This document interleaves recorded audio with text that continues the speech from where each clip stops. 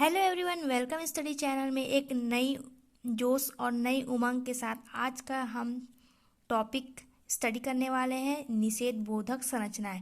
इस संरचना को अलग अलग नाम से जाना जाता है, जैसे कि निषेध परक संरचना, निषेध सूचक संरचना। 3 तरह के इनके नाम हैं।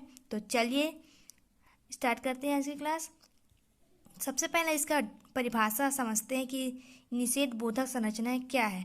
तो ये आपको इस तरह से समझना है, उदाहरण से आप पहले क्लियर करेंगे कि हम किसी कार्य को करने के लिए कोई व्यक्ति को हम मना कर रहे हैं या मत करो कह रहे हैं, या फिर उन्हें बोल रहे हैं इस काम को करने के लिए इनकार कर रहे हैं, अपनी असहमति दे रहे हैं, तो इसी को कहते हैं निषेध बोधक संरचनाएं।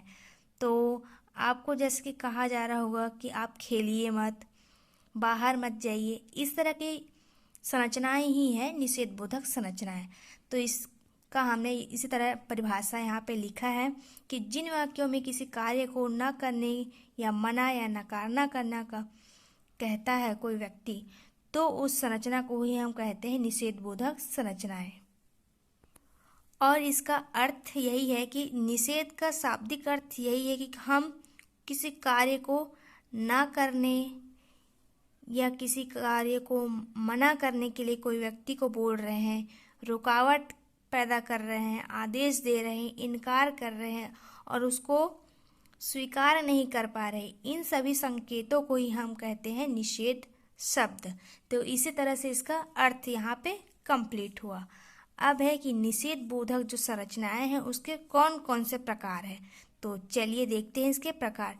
पहला प्रकार है निषेध वाचक शब्द में अव्यय से जो शब्द निर्मित होता है वो संरचना है, और दूसरा है कि अन्य शब्द से निर्मित निषेध सूचक संरचनाएं।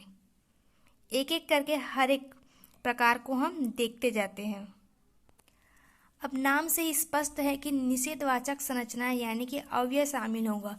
तो हिंदी में कुछ ऐसे शब्द भी होते हैं जो स्वयं में ही अव्यय का रूप लेते हैं और उसके ही हम कहते हैं निषेध बोधक संरचना, है ना। जैसे कि मत या नहीं या न, इन शब्दों का प्रयोग करते हुए हम निषेधवाचक संरचना का प्रयोग करते हैं। उदाहरण के लिए देखते हैं कि राम झूठ मत बोलो, तो यहाँ पे अव्यय है मत।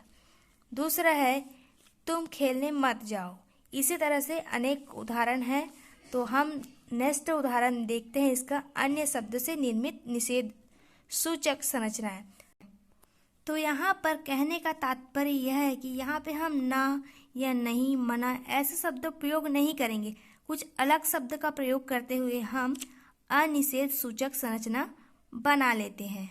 जैसे कि उदाहरण के लिए, अब वह थोड़े ही मानेगा, मतलब आपको पता है कि वो नहीं मानना है, तो यहाँ पे नहीं शब्द नहीं यूज किए, लेकिन अलग तरह से इसका प्रारूप तैयार किया गया है।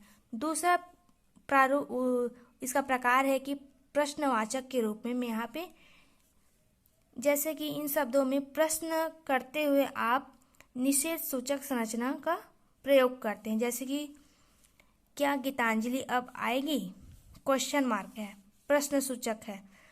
तीसरा प्रकार है यहाँ पे कि हम समाज स्तर पे निषेध सूचक संरचना, जैसे कि सामाजिक जो समाज में रह रहे हैं वो उस व्यक्ति का, जैसे कि हीन, विहीन, शून्य, रहित, ऐसे शब्दों का उपयोग करते हुए हम अपने निषेध सूचक संरचना या वाक्य का प्रयोग करते। जैसे कि उदाहरण है, राजेश जो लड़का है वो ज्ञानहीन है, यानी कि राजेश को बिल्कुल भी ज्ञान नहीं है। निष्कर्ष है इसका कि जो भी हमने समझा उसको ही आप छोटा सा प्रारूप में जरूर इंक्लूड करें।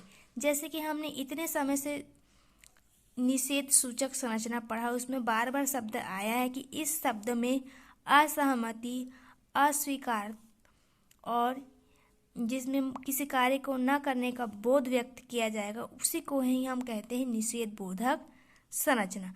तो इस तरह से ये जो टॉपिक है वो आज कंप्लीट हो गया। मिलते हैं नेक्स्ट वीडियो पर।